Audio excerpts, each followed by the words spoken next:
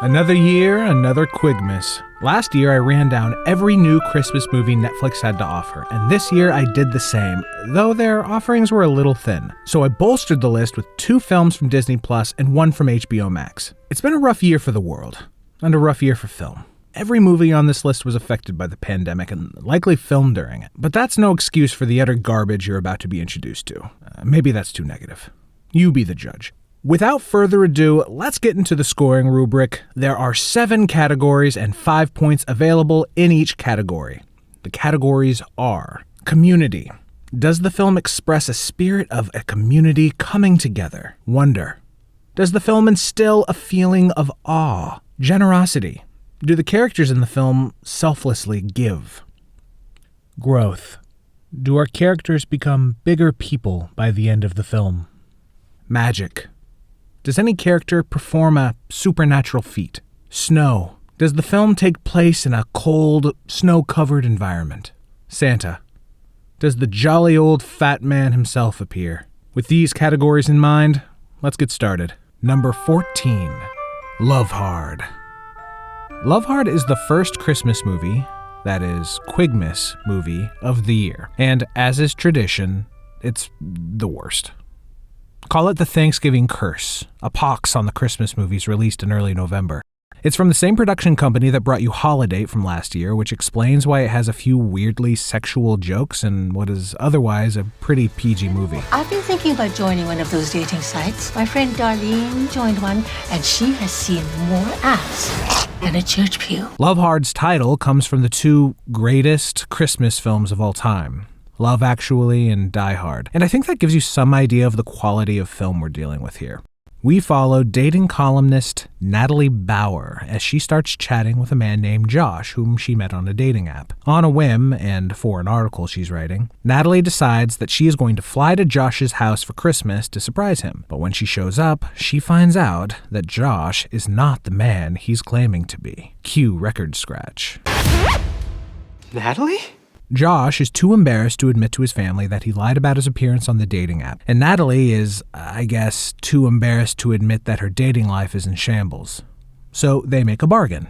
Josh, who's friends with the man he's been impersonating, agrees to cuckold himself and sets Natalie up with him. I know Tag. Let me make it up to you. I can help you get him. At this point, I'd like to talk about the racial politics going on here.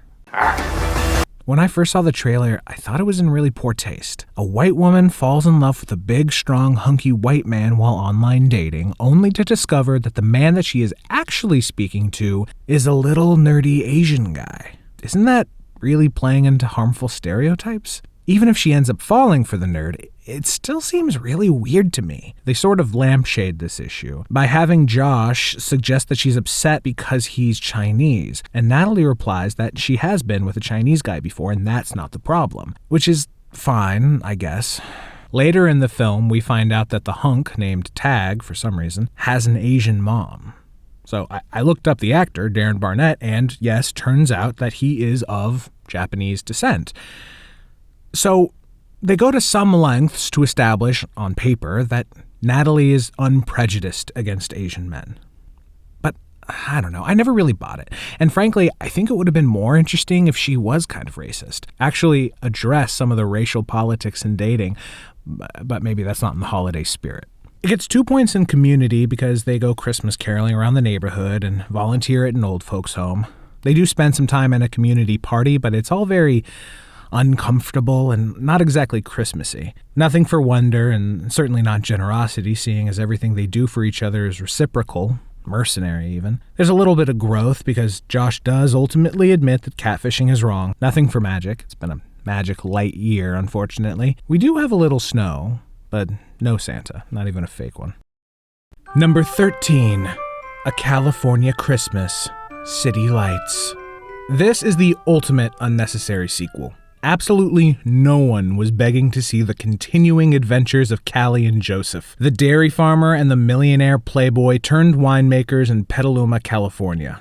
The only saving grace for this piddling franchise is that it's written by, produced by, and stars Lauren Swickard. And I appreciate a young actor taking the initiative and creating her own projects, even if they suck. Because, let's be honest, most movies suck. This time around, Callie follows Joseph to San Francisco while he leads his mother's company through some big decision. Something about an IPO, don't ask me for details. Callie, the country girl, is a fish out of water around Joe and his city slicker friends and is particularly preyed upon by Victoria, Joey's ex-girlfriend. What follows is a series of misunderstandings and arguments about whether they'll move to San Francisco or stay in Petaluma, blah blah blah, and everything ends with a Christmas party at the local mission. This film was never going to score well, if only because I think it's the only film this year that doesn't actually feature Christmas. Like, the whole film happens around Christmas, but we never actually see the day happen, which is sort of important for a Christmas film, don't you think? 0 points in wonder, growth, magic, Santa. I'm giving it 1 point for some fake snow. 2 points in community because Callie volunteers for the mission's passion play, and 2 points in generosity for Joseph canceling the company gala and donating the money to fix the mission. Number 12. Father Christmas is Back. Despite what the title suggests, Father Christmas is Back is not a sequel. It is, in fact, a standalone film about a dysfunctional British family gathering together at a Downton Abbey-esque manor house for Christmas, which must be a very big deal for their family since their family name is, in fact, Christmas. We have Caroline Christmas and her husband Peter Christmas, who are currently having marital problems. Her sister, Paulina Christmas, the Beatles-obsessed nerd. Rebel sister Vicky Christmas, played by the former Mrs. Elon Musk, who I imagine, because she's appearing in this, has already blown through her $16 million divorce settlement, which, to be fair, is a pitifully small amount, and her lawyer should be ashamed. And the final sister, the fashionable, irritable Joanna Christmas, played by Elizabeth Hurley, who at 56 looks absolutely stunning, but perhaps is not very believable as the early 40-something she's supposed to be playing. She's only 5 years younger than the woman who plays her mother, for God's sake, who, incidentally, has a subplot involving an affair she's having with John Cleese, who is a neighbor, a family friend, her grandfather. For most of the movie, I honestly had no idea. And when I say she's having an affair with him, I just mean she's sleeping with him discreetly, because she isn't married. She divorced the father of her children long ago. Which brings us to Kelsey Grammer, James Christmas, Father Christmas himself. 27 years ago, he abandoned his family in England and moved to Florida, where he eventually lost his English accent and found a new American wife, Jackie Christmas, who I had a lot of trouble distinguishing from his daughter, which is gross. As you might expect, his daughters resent him for abandoning them in their childhood. So after he unexpectedly shows up for the holidays, they are understandably perturbed. But over the holiday, a family secret is revealed. The reason Father Christmas left the family, you see, is that his ex-wife, Mother Christmas, had an affair with John Cleese, the very same affair that continues to this day. And John Cleese is, in fact, Father Christmas's brother, despite Cleese being 16 years older than Grammer. Anyway, we find out that the rebel sister Vicky is really the product of John Cleese's old sperm, and not Kelsey Grammer's, which is what drove him from the family all those years ago. A terrible father, right? But wait, we find out that he has been secretly supporting them financially all these years, which is all that really matters, right? 3 points in community because the family comes together for the holidays, which, yes, is the bare minimum, but they also go to a holiday festival. You know, okay, I'm downgrading them to 2. 0 points for wonder and magic. 1 point for generosity because they donate gifts to an old folks home. 1 point for snow because it's there in the background. 1 point for growth, as pitiful as it was. And 1 point for Santa because Kelsey Grammer gets in costume briefly. Father Christmas may be back, but I hope we never have to see him again. Number 11. The Princess Switch 3. Romancing the Star. If you haven't seen the first 2 films in this illustrious franchise, all you need to know is that a surprising amount of people look like Vanessa Hudgens, including Princess Stacy, Queen Margaret, and Lady Fiona, who was introduced in the previous film as the antagonist. Meow. Romancing the Star has the formerly mischievous Lady Fiona take the lead, and I don't really know why. Was she such a fascinating character in the last movie? Do I really need to explain? Maybe it's because it's the only role that Vanessa Hudgens is able to really ham it up in, compared to the straight-laced Stacy and even straighter-laced Margaret. I'm still waiting for the Princess Switch where Vanessa Hudgens plays a male character, but I'm not sure if I actually think that's a good idea or if it just sounds like an extraordinary train wreck. Is there even a difference between the two? This time around, the plot revolves around a relic on loan from the Vatican stolen right out of the vault of Queen Margaret. It is the Star of Peace, whatever the hell that is. And apparently it's so valuable that they suggest that its theft could mean the end of Margaret's rule. They enlist the aid of the formerly villainous and now repentant Lady Fiona to help find it and steal it back. At this point, I'd like to talk about the title, Romancing the Star. What does that mean? For those that have seen the film, am I missing something? I get it. There is a star in the movie, and there is some romance in the form of Fiona and ex-boyfriend Peter Maxwell, but what do these things have to do with one another? The star is not being romanced. The people are. I can only imagine this is a reference to the movie Romancing the Stone, which I've never seen, and I'm not even sure if it makes sense there either. I guess what I'm saying is, The Princess Switch 3 is creatively void, but you knew that already. Like the other Princess Switch movies, they're barely about Christmas, so they score very low. Nothing wondrous or magical about them. There is some generosity, there is some growth, there's a tiny appearance by a store Santa. Its highest marks are in Community and Snow, and that's not saying much. This series should be avoided at all costs. I will watch the next one. Number 10, A Naija Christmas. This was the last film I watched this year for this video, and despite its low ranking on the list, I think it was a good way to end my Quigmas viewing. One of the benefits of the massive amount of films that Netflix puts out every year, especially around Christmas, is the number of foreign titles that get a lot more attention here in the US than they would otherwise. In addition to the 3 British films on this list, we'll also see Poland and Belgium represented. A Naija Christmas is a Nigerian film about 3 brothers who are all unlucky in love. Hugo, Obi, and Chike.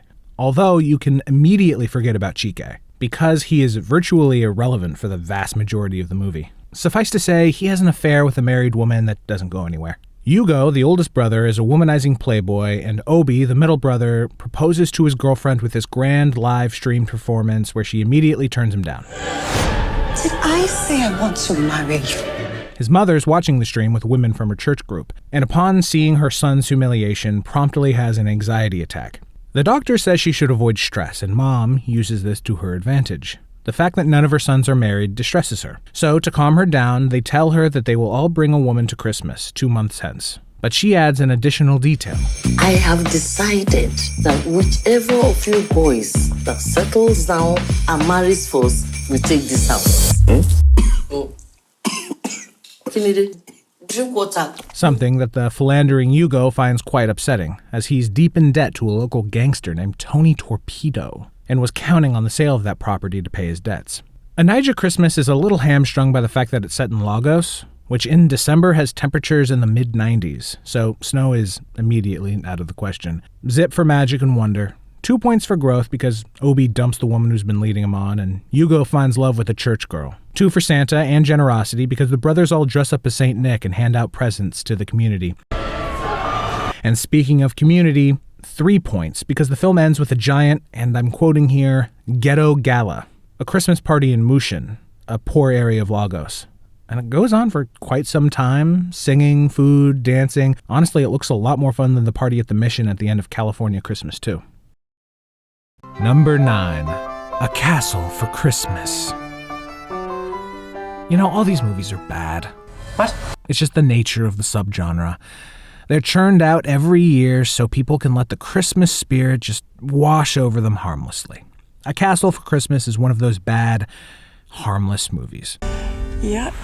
Brooke Shields plays Sophie Brown, a famous author who, after killing off a beloved character in her latest book, gets a bigger backlash from her fans than J.K. Rowling when she came out as a bigot. She decides to lay low for a while, and where better than rural Scotland? Apparently, her grandfather, at some point in his life, lived at a castle here, Dunbar, and she's always wanted to visit. Turns out it's for sale, though the much-indebted and impoverished Duke Miles is loath to give it up, especially to this uppity American author. She's actually quite sweet. While Sophie works out the details of buying Dunbar, she splits her time between the castle and the local hotel, which hosts what seems like a near-fanatical knitting group, full of pleasant Scots who welcome Sophie into the community with open arms. 3 points in Community, because half the movie was hanging out with this rather cute knitting circle. Nothing for Wonder, nothing for Santa. 4 for Generosity because, and spoilers, because I know how much you care. Sophie pays off the town's debts at the end. Nothing for Growth. Not a single person changes in this movie. Everyone started off sweet, everyone ended up sweet. No magic unless you count the beauty of enchanting Scotland, which I don't. 2 stars for Snow. It was present. It occasionally even fell, but not much else. Number 8. Home Sweet Home Alone. A lot of people seem to be really upset about this movie, as if it besmirches the good name of Home Alone. And yeah, Home Alone is great, and this movie is not great. But I can't really get too up in arms about it. I have a little secret. Home Alone was not a movie I watched as a kid. I don't know why. Take it up with my parents.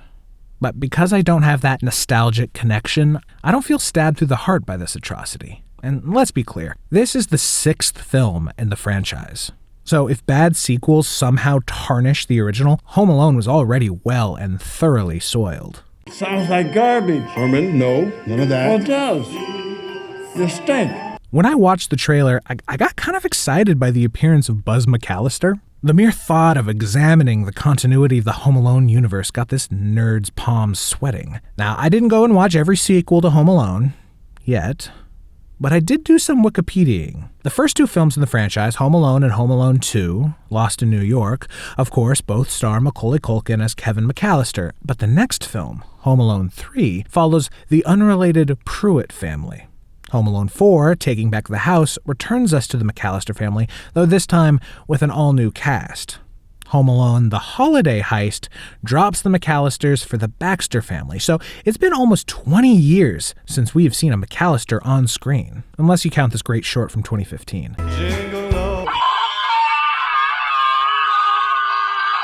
Or this Google commercial from a few years back. Google, add aftershave to my shopping list. So I guess it hasn't been that long, but it was fun to see Buzz back in action for the 2 scenes he's in. Home Sweet Home Alone, like movies 3 and 5, follows a whole new family. This time it's the Mercers who leave their child alone for Christmas. And this time it's young Max Mercer who enjoys his peaceful holiday without the family, until a couple of creeps come to invade his home. But this time, the 2 creeps coming after our young protagonist are a little different. Unlike the wet bandits of the first film, who are just a couple of scumbag burglars who we delight in seeing tortured by a small boy, the duo of home invaders in Home Sweet Home Alone are a married couple, Pam and Jeff, who believe that Max has stolen their highly valuable antique doll, which they must sell immediately if they're going to be able to afford to stay in their home. Jeff's been laid off, and they've been struggling financially, though they've been trying to keep things secret from their children, Abby and Chris. We know so much about them because they get about as much screen time as Max, if not more. So of course we feel for them.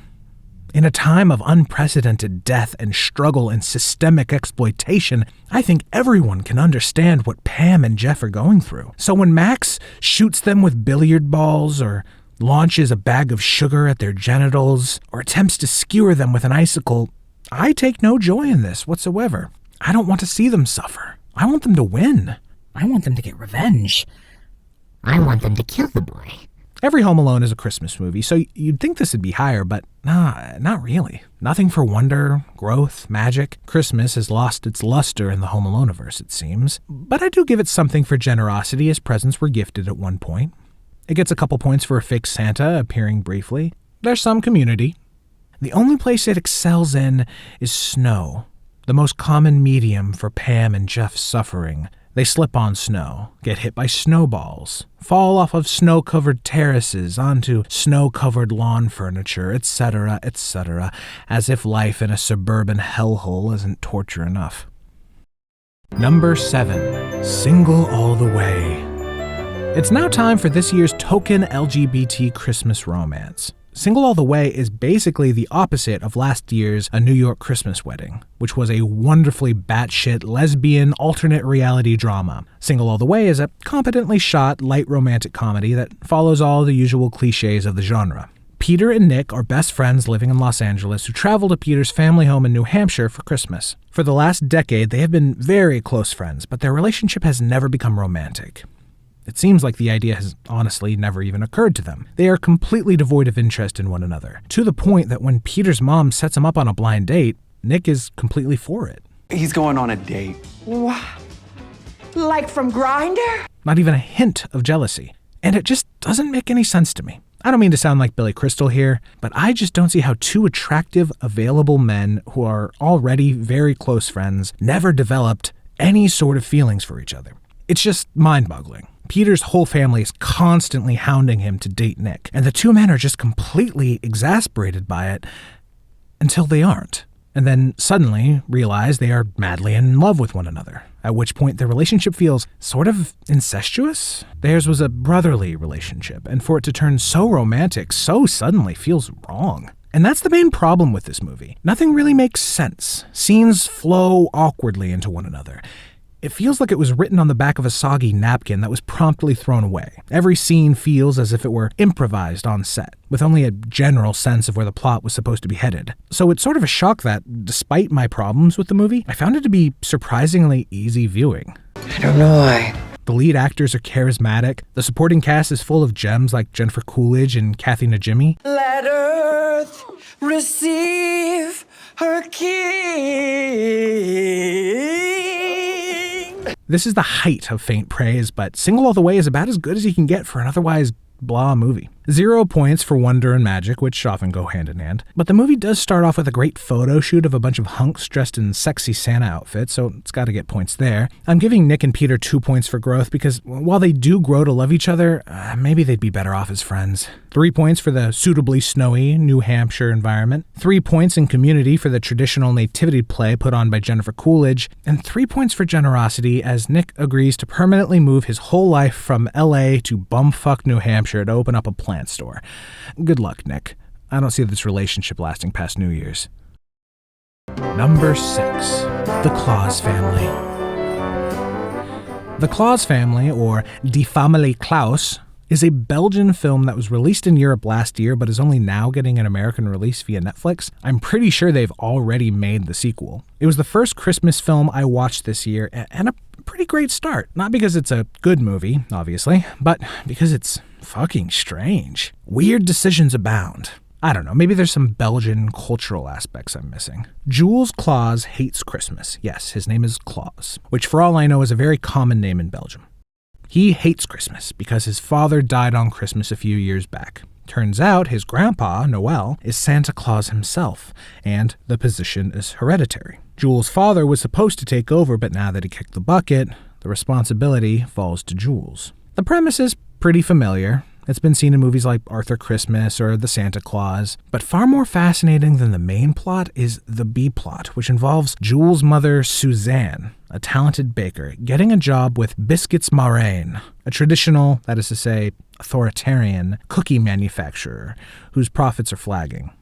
Her whole plot revolves around surreptitiously baking her own cookies to boost sales for the company, against the strict factory manager's wishes. Her cookies are a huge hit, especially when her son, doing his whole Santa Claus thing, drops off a box at the White House and the female president, wishful thinking, orders 1 million boxes or something. I can't help but be annoyed that all of Suzanne's hard work just goes to support Big Cookie, this fucking company that threatened to fire her and her cookie co-conspirators multiple times throughout the film. Whatever. This movie scores pretty damn well on the Quigmas scale compared to everything else we have this year, but I think it should be ashamed for not scoring even higher.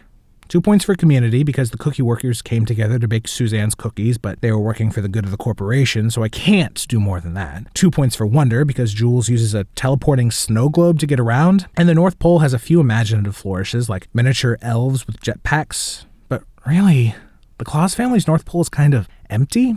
Santa's office looks like a winter cabin, and there are literally only 4 elves in the whole building. Who's making the toys? 0 points for generosity, 1 point for growth because Jules goes from hating Christmas to being Santa Claus, which is a smaller jump than you might think. 2 points for magic because although we have a teleporting snow globe, that's a sad substitute for flying reindeer. 3 for snow because while there's plenty of it, there isn't much interaction with the snow, which is essential for full marks. And finally, in Santa, it gets 3 points. How do I justify giving a movie about Santa Claus only 3 points in the Santa category? Because he's a bad Santa. He looks like he got his jacket from Helly Hansen. He's not mysterious, he's not jolly. He's just a generous Belgian postal carrier. Number 5. 8-Bit Christmas. 8-Bit Christmas is very clearly meant to be a modern-day version of A Christmas Story, with middle-aged Jake Doyle, played by Neil Patrick Harris, regaling his daughter with the story of how he got his NES. But I can't help making a comparison to How I Met Your Mother, another mediocre NPH project where he plays a straight man. And yes, Neil Patrick Harris explicitly has a wife in this movie, which is really weird to me because she's barely in it. Seriously, less than a minute of screen time. It's not that I have a problem with Harris playing straight characters, just that since his sexuality has zero bearing on the plot, if it comes up, why not make him gay? Call me an SJW, but it seems like a simple way to add a little bit of inclusion in your movie. I don't know, maybe it's a dumb hill to die on. So the reason Harris is sitting his daughter down for this tale of a desperate boy on the search for a video game console is because his daughter's been trying to convince him to get her a smartphone for Christmas, something he is hesitant to do. What follows is an amusing and competently made adventure story following young Jake Doyle and his friends as they do whatever they can to get their mitts on a Nintendo, including rubbing shoulders with the local rich kid, trying to win a wreath-selling contest, and finally, and perhaps most obviously of all, just trying to scrounge up the money to buy one at the mall. Unfortunately, all of their efforts amount to nothing, and Jake's parents refuse to get him one for Christmas. He does get an admittedly bitchin' treehouse, built by his dad, who this whole time has been trying to get him to take an interest in the outdoors. His dad thinks that if he gets him an NES, he'll spend too much time inside, God fucking forbid. Look, I get it. It's good for kids to go outside and play, but I had video games as a kid, and I still played outside all the time. Though yes, probably not as often as my mom would have preferred. But there's something you should know about Jake Doyle's dad. He's a fucking psychopath. So in the middle of the movie, Jake and his family go to the mall to do some Christmas shopping. Jake goes off by himself and plays the NES at a... NES? Come on. Jake goes off by himself and plays the NES at a toy store kiosk, and somehow in his digital bliss ends up losing his retainer. When Jake returns to his family and his dad realizes he lost his retainer, he flies into a rage and chases Jake across the mall, punching a completely innocent elf in the teeth and throwing him off the escalator. No wonder Jake is so desperate for a little goddamn escapism. It's a really jarring moment. Anyway, back in the present, Neil Patrick Harris finishes his story to his daughter and they all sit down for a family dinner, minus his dad, who has apparently died at some point, probably from a rage-induced aneurysm, and his daughter tells him that she understands the message of his story. She doesn't need the latest technology to have fun. And I have a fucking problem with that. This whole movie is about how fucking awesome video games are, how amazing the NES was. This movie is ostensibly a love letter to video games. And it has the gall to end by saying, but it's not as good as spending time with your dad outdoors. Fuck that shit. I'm all for spending time with your dad, playing outside. But this movie isn't called a fatherly bonding outside fun Christmas. It's 8-Bit Christmas. Do not bullshit me. He should have been gay. Pretty damn good on points. 3 for Community because just about every kid is working together to get an NES. 1 for Wonder because little Jake Doyle treated Christmas morning as a time of miracles, though it didn't work out for him. 3 for Generosity because even though he didn't get an NES, it was a sweet treehouse. 0 Magic, full marks for Snow, 1 for Growth, and 2 points for Santa because even though he only appeared in the movie as a Salvation Army attendant, he at least had some lines. Number 4. Robin. The shortest film on this year's list, Robin comes in at a nice and tight 32 minutes and doesn't have an ounce of fat on it. I actually wouldn't have minded a few more scenes. Robin is a robin who was raised by mice and thus lives like a mouse, sneaking into human buildings for a crumb or flake to bring back home. Unfortunately, Robin doesn't excel at sneaking, despite her best efforts.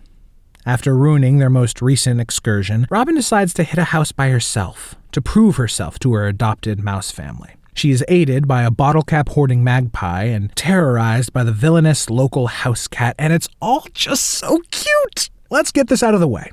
This is the best film on this list, by far. It was a wonderful movie. It was a joy to watch. But how does it fare on the Quigmas scale, especially considering that the word Christmas isn't uttered a single time? Well, no points in magic. Santa doesn't loom large, but I give him 1 point for being featured on a Christmas card. 2 points for generosity, since Mouse Dad did adopt Robin out of the goodness of his heart. 1 point in growth, because Robin ultimately learned to accept herself as a robin, though she never denied being a bird in the first place. 2 stars for community, since everyone came together in the end, minus the cat. But where Robin really scores high is in snow, which it makes great use of, including snowball fights, being rolled up in a snowball, the cat trudging through deep snow, and so on. And of course, wonder. Robin shows everything from a mouse bird's point of view. And in her point of view, the forest is mystical. The humans are scary. And there's something in the air, something that I can't quite put my finger on, that makes it feel like miracles can happen. Number 3, David and the Elves. David and the Elves is almost incomprehensible. It's not that it makes no sense, just as soon as you feel like maybe you have some idea of what's going on, it slips away and you start doubting yourself. I suspect that some of this is due to the quality of the subtitles, which was very poor at times. I probably should have just listened to the dub, but that's something I try never to do. So bear with me as I try to describe this both fairly expensive and professional, but also poorly written and edited Christmas film. David is a little boy in Poland whose father tells him stories about Santa Claus and his best elf, Albert. David firmly believes in his father's stories, much to the chagrin of his mother. He always believed your Santa stories. And for some reason that is never made clear, these stories his dad made up turn out to be real. What are you doing? You know humans can't see us. At the North Pole, which I think is on the moon, is Santa Claus, Mrs. Claus, who is uncomfortably younger and sexier than her husband, Albert, the best elf, and a massive elf community who are responsible for making toys and delivering them every year. You know, classic Santa shit. Anyways, Albert, despite being repeatedly referred to as the best elf, is unhappy with his lot in life. Not because he resents being a gift slave for a fat man in a red suit, but because he feels unappreciated or something. So he heads down to Earth to meet this boy who randomly waved at him last Christmas. That would be David. Albert doesn't have much of a plan. He just wants to hang out. And he's not shy about throwing around his magic, which mostly involves turning one object into another, which sounds kind of cool, but ends up just being used to, like, prank people? Like giving David's father a permanent Santa beard, or turning the Christmas tree into a mannequin, or turning a man's shoes into a scooter. It's not even funny. They're just kind of mean pranks. What you learn is that Albert, the so-called best elf, is really just a prick. He is an absolutely insufferable creature. The Quig part of Quigmas doesn't get a lot of points here. 2 stars for community because David is part of a school nativity play. 1 star for wonder because Santa and all his elves are presented pretty blatantly, but there's nothing really to wonder at. 2 stars for generosity because most of Albert's gifts were just a nuisance. 2 stars for growth because Albert learned the meaning of Christmas, which was to love people. Yeah. But it earns big points for magic, snow, and Santa, which is pretty damn easy for any movie that's set at the North Pole. But the magic got old, the snow was abandoned halfway through, and Santa himself, well, okay, he's obsessed with being a plumber, which I really think says it all. Anyway, never let it be said that a high-scoring Quigmas movie has any correlation with being a good movie. Honestly, the less you pay attention, the more enjoyable it is. Put it on in Polish, take off the subtitles, and leave it on in the background while you play Monopoly with your family. Number 2. Christmas. Again? This here is a bona fide DCOM. That's Disney Channel original movie. But in this case, I watched it on Disney+, so more of a DPOM. I didn't watch Disney Channel very often in my youth, so I'm not so familiar with the quality of DCOMs, but I have seen Xenon Girl of the 21st Century, so my expectations were very high. Pressure major or what? Christmas. Again? And yes, that is how it should be pronounced. Christmas. Again? Christmas. Again? Is a time loop movie like Groundhog Day, Edge of Tomorrow, Happy Death Day, Palm Springs, or more directly, it's just like the 1996 Family Channel film Christmas Every Day and the 2006 ABC Family movie Christmas Do-Over, which both have virtually the exact same plot as Christmas Again. Rowena is a spoiled little girl who's having a tough time of things ever since her parents split up. Dad is bringing his girlfriend and her boy to Christmas, and Rowena just wants everything to be like it used to. This is the wish she makes, and Santa, who just happens to be there, Santa is here! decides to grant that wish. I want things to go back to how they used to be. Like a do-over? Yeah. I wish I could have my Christmas again! by making her relive Christmas Day over and over again. I guess it's like a monkey's paw thing because of her desire for things not to change, so he makes it so the day doesn't change, but it doesn't really make sense because she wanted things like they were in the past, not as they are in the present, but who am I to question Santa Claus? So, after her initial surprise, Rowena loves it. I can do whatever I want! A lot. Like, by the time most time loop protagonists have gotten miserable over living the same day over and over again, Rowena is still reveling in her power. And why shouldn't she? It's immortality. Obviously, she has to make the perfect Christmas to break Santa's spell, but if I were her, I'd be more than happy to keep it going for years. I'm kind of shocked that it made it to the number 2 spot, but as I was watching the movie, it just kept stacking up the points. 2 in snow, 2 in wonder, 2 in growth, which is kind of pathetic since her personal growth was what the entire plot hinged on. Santa is very present, but drives a stretch Hummer instead of a sleigh, so I'm maxing out at 3 points there. Same with magic. Rowena does become quite generous, mostly by becoming active with the community, hence 4 points there. Not a single 5, but solid in all categories. Number 1. A Boy Called Christmas. We've done it. We've reached the top spot. God, I wish I could say I was enthusiastic about this one. But A Boy Called Christmas is frustrating. A Boy Called Christmas is essentially a mythical reinvention of the origin of Christmas. Santa Begins, if you will. It's framed like this. Maggie Smith comes a-knockin' on a small English family's door to watch the children while their father goes to work. She tells them a bedtime story about a time before the invention of Christmas. Her story begins with a young boy named Nicholas, who lives with his father in a remote forest cabin in Finland. They live a hard Scrabble life.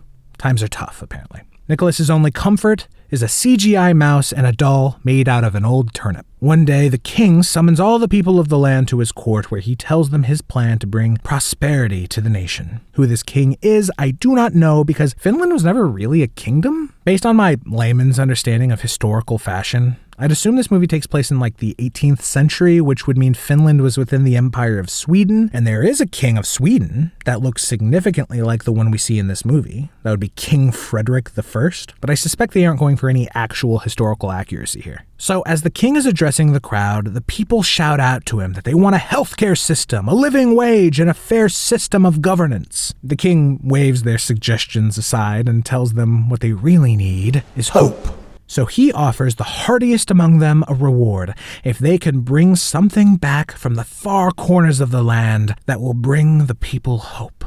So the rest of the movie, to make a long story short, involves Nicholas getting a red hat from his dad, taming a flying reindeer named Blitzen, discovering the land of the elves, getting the elves to make a bunch of toys, and then flying back to the king, and with him delivering hope, that is, spinning tops and dolls and such, and starting the tradition of what we know as Christmas. Anyway, that's the main plot. I didn't really spoil anything. I didn't even mention the weird truth fairy that can never tell a lie, or the elf dictator played by Sally Hawkins, or the elf resistance that hosts secret Christmas parties. It's a strange thing, though, that the most Christmassy movie of the year, our number 1 Quigmas film, is also the one that has the most contempt for Christmas. Follow me here. So, they establish at the beginning of the film that what the people really need... health care system? That would be a very good That's an idea, but not quite. A living wage? Again, worth discussing. A fair system of governance, enough food to feed people. But in response, the king simply says they need to find hope. And so when Nicholas returns and introduces Christmas to the land, the film is essentially saying that Christmas is empty, meaningless. It does nothing to change our lives. In fact, if anything, it's a tool used by those in power to quell the feelings of discontent that might fuel the people to demand the change necessary to improve their material conditions. That's a pretty radical anti-materialist takedown of Christmas, but it's completely obfuscated by the rest of the plot, which completely lauds Christmas as this wonderful thing, and it really reads like the filmmakers either do not understand the points they are making, or if they do, they don't have the courage of their convictions to make an anti-Christmas Christmas movie. I mean, It's already an explicitly anti-religious film. They create a completely non-Christian origin for the most important day in Christianity. So why not really piss conservatives off and make it anti-capitalist too? Santa already gives out presents for free. Why not healthcare and tuition as well? As I expected going into the movie, it dominates the competition here. Full marks on Santa, obviously. Snow is ever-present, magic abounds. It's full of the wonder of exploration, adventure, and the unknown world of elves. 2 for generosity, because who really wants a spinning top? No offense to dreidels. 1 for growth, because the only person who really changes here is Sally Hawkins' elf dictator, who decides not to stop Nicholas from spreading Christmas to the humans. And 3 stars in community for the elves working together to make gifts for the humans, even though they really shouldn't have. Because it's only a matter of time until Santa enslaves their entire species to make toys in perpetuity. The sequel should be interesting. And that's a wrap. Another year in the can. How I loved watching these films. But I gotta say, it was a weak crop, even compared to last year, which wasn't exactly classic cinema. Maybe it was the pandemic. Maybe I just missed Dolly. But as we continue to use these movies to somehow find the joy in life, the joy that day after day seems so elusive, the joy that, just as it seems, might be within our grasp, slips from our fingers, let us remember that even as our elderly and immunocompromised and otherwise unlucky friends and family members die all around us, if we're able to survive another year, there will always be more shitty Christmas movies for us to watch, mock, overanalyze, and even, sometimes, enjoy. And if I'm still around come Quigmas 22, you know I'll be putting them into a dumb list. For your, but let's not kid ourselves, mostly my enjoyment. Merry Quigmas, everyone.